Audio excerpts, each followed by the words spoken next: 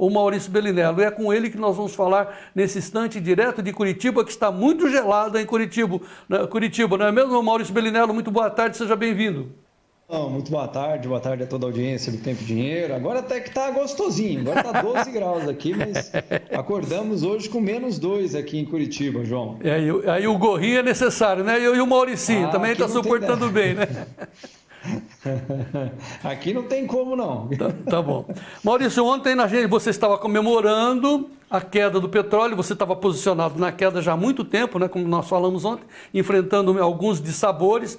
Você falou, não, deixa que vai cair mais, mas hoje o petróleo está reagindo. Eu vou pedir para o Davi colocar de forma as commodities, os preços das commodities em tempo real nesse instante, para você depois voltar a comentar. Então, Davi, em tempo real, vamos ver como é que estão os preços. Começa pela soja, termina lá no ouro, no petróleo. Então tá, olha, a soja sobe 0,63%, o novembro a 13,80, 13,79 agora, o milho 1,65 de alta, 5,61, o trigo levemente em alta, 0,14 a 6, quase 7 dólares o bushel, o café diminuiu a puxada, está com 5,37, agora 5,34, sobe muito, né? O pessoal realiza e recompra, então o café agora com alta de 5,33 a 164,73 pontos, é tempo real agora. Nova York, o açúcar alta de quase 2% a 17,41, o algodão quase 2,5% de alta no algodão a 88,92 pontos, o petróleo sobe 1%, Maurício, 67 dólares o barril, e o ouro também em alta, 0,12% a 1.811 dólares a onça Troy. Antes de nós focarmos no petróleo e na soja, que são os assuntos recorrentes, Maurício, qual é a sua análise dessa puxada hoje? O que está acontecendo? Na verdade, depois de uma queda muito intensa, né? Ontem o petróleo chegou a cair 8% no dia. É muito comum, inclusive, no dia seguinte ou nos dias seguintes, João, o mercado dá uma aliviada no tamanho da queda. Aconteceu com a soja, aquele dia que ela caiu lá 11% e tudo mais. Então agora, como ela estabelece, como o petróleo por enquanto estabelece um novo patamar, nos arredores de 66 dólares, 67, é o que eu acho que ele vai dar uma enroscada nos próximos dias aí. Mas para mim é muito forte a sinalização dada ontem. Ontem, para você ter uma ideia, a gente teve quase 47 bilhões de dólares negociados no petróleo só ontem, só no contrato de setembro, né? Tipo 250 bilhões de reais, quase 220 para ser exato, num dia só. Então, no dia seguinte é meio que um dia de ressaca, João. A soja, na verdade, não tem nada acontecendo, está 0,2, 0,3. O contrato maio está 0,04% positivo, então, literalmente na estabilidade, tirando o café, obviamente, por causa da geada, né? Do cenário de geada, né, em alguns lugares de Minas Gerais ali, né? Mas ainda é bom lembrar também que a geada, se trouxer problemas, né, vai trazer para o ano que vem, né? Nessa safra agora, setembro agora, nada muda.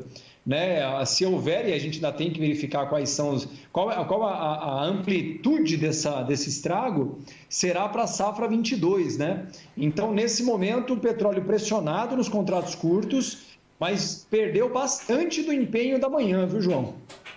Tá, então assim, mas do modo geral, quando a gente olha todos os contratos no verde subindo, isso daí é recuperação depois da pandemia, assim que a gente tem que entender, tirando cada especificidade de cada commodity, né?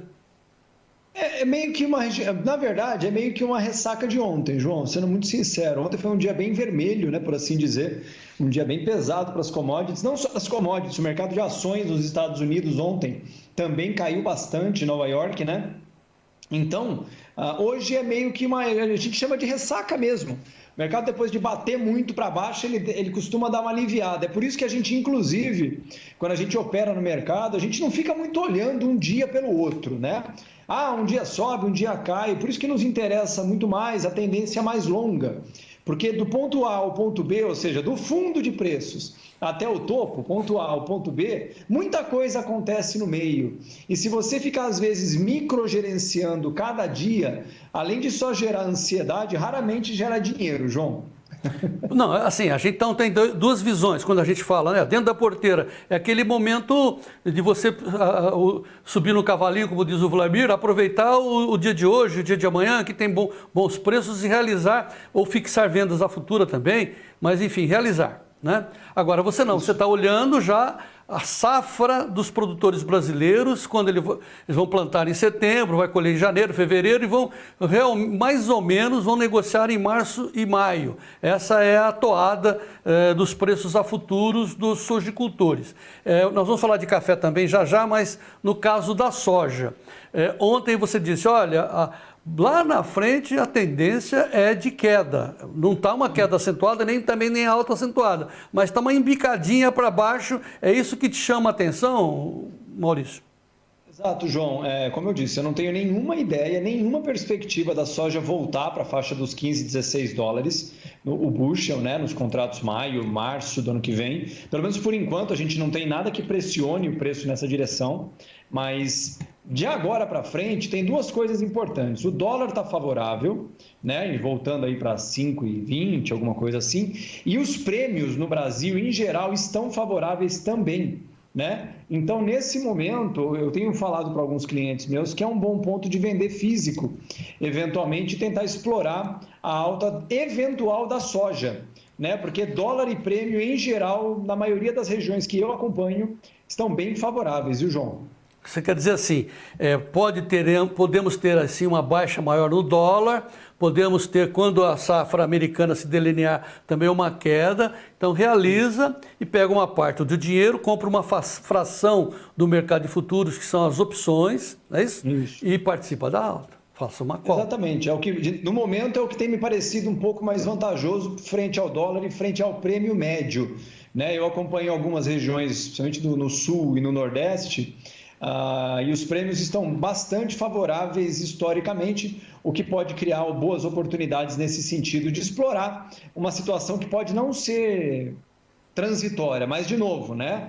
Um cuidado que eu sempre digo para as pessoas, para os nossos alunos e para os meus clientes, cuidado com o mais. Não, mas está muito bom, mas você quer mais? Mais quanto? Não, eu só quero mais, né? Se você não tem um número claro de até onde você acha que os preços devem ir, você não pode reclamar, eventualmente, se os preços começarem a cair, você não fez nada, né, João? Bom, vamos repetir o que nós dissemos ontem, porque eu fiquei muito preocupado com algumas críticas que eu e o Maurício estamos recebendo, porque as pessoas não estão compreendendo o que estamos falando, aquela máxima da comunicação, né? Não importa o que você fala, o importante é aquilo que o outro entende. Assim, o Maurício não faz o mercado, gente, que obviedade, né? Ele participa do mercado, ele vê os gráficos, ele se antecipa e participa do mercado, é isso que ele ensina. O mercado é feito por muita gente, né, Maurício? No caso da soja, é um montão de gente, principalmente pelos bancões, né? Na verdade, eu só acompanho ele e procuro ganhar dinheiro com ele, né? Eu não tenho nenhuma pretensão de fazer o mercado atender as minhas vontades, né? Quando eu digo que eu tenho essa análise que eu comentei agora há pouco, do que eu acho que deveria ser mais adequado ser feito, isso diz respeito à minha opinião, né? É a forma com a qual eu conduzo os meus investimentos, as minhas operações, e a qual eu instruo os meus clientes que pretendem ter o meu trabalho realizado. Mas é muito bom lembrar que, como eu gosto de lembrar para o agricultor, se você não sabe quais as suas margens frente ao preço de agora, provavelmente você não vai saber nem se o preço dobrar e nem se ele cair para metade, né?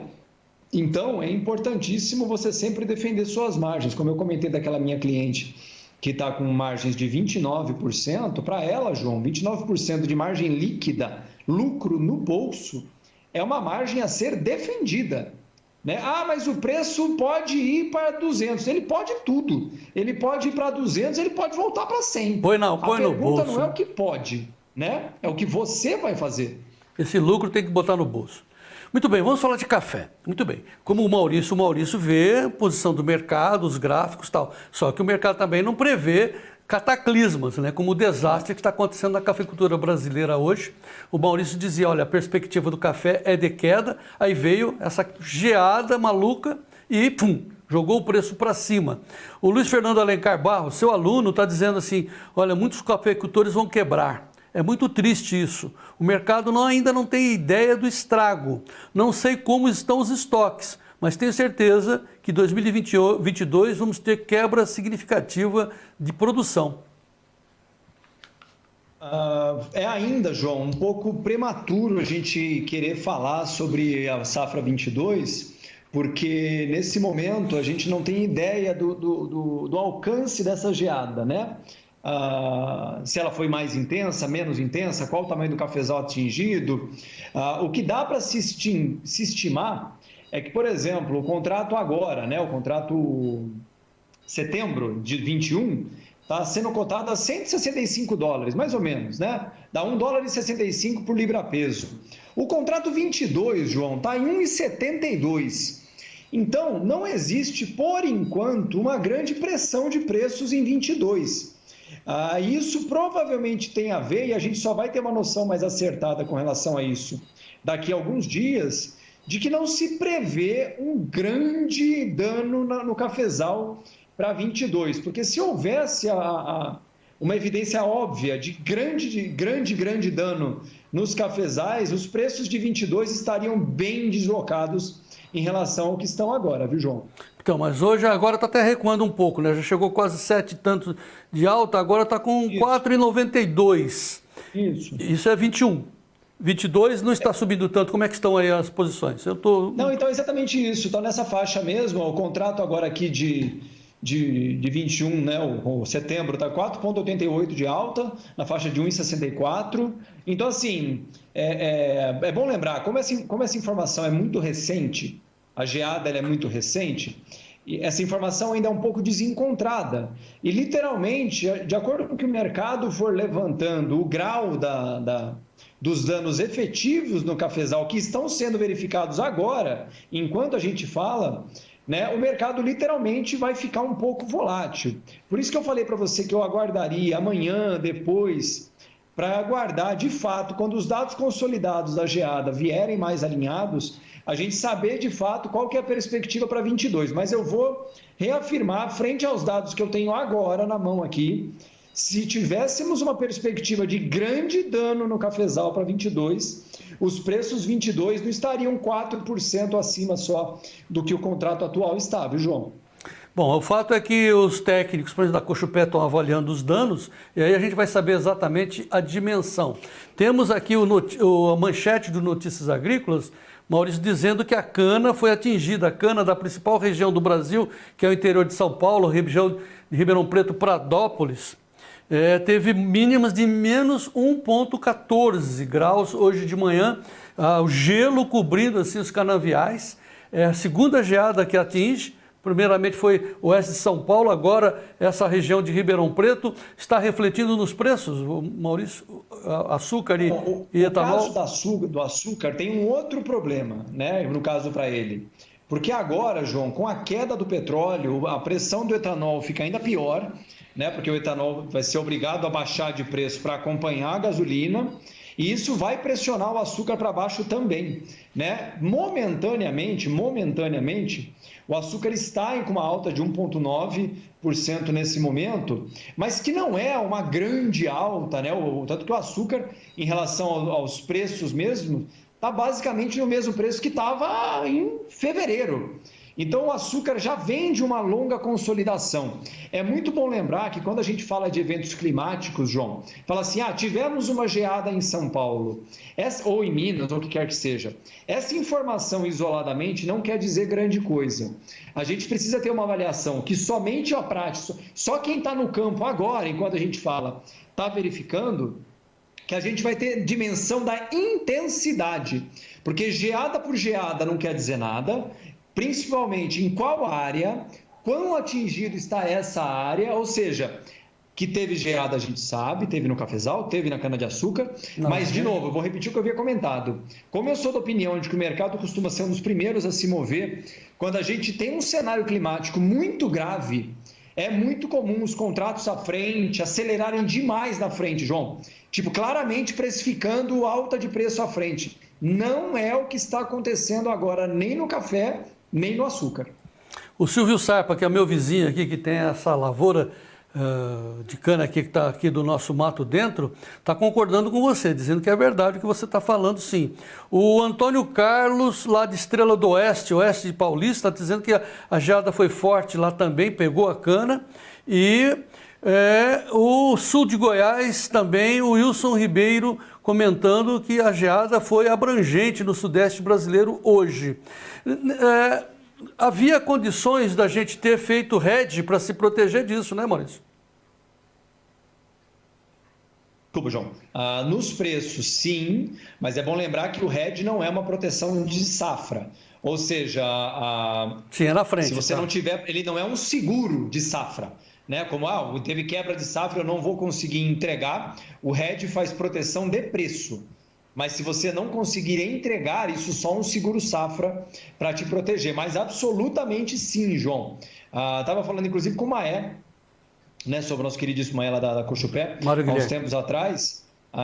O Mário Guilherme, né, o Maé, lá da Cochupé, e o hábito de fazer hedge no café, inclusive, é uma cultura ainda mais fácil.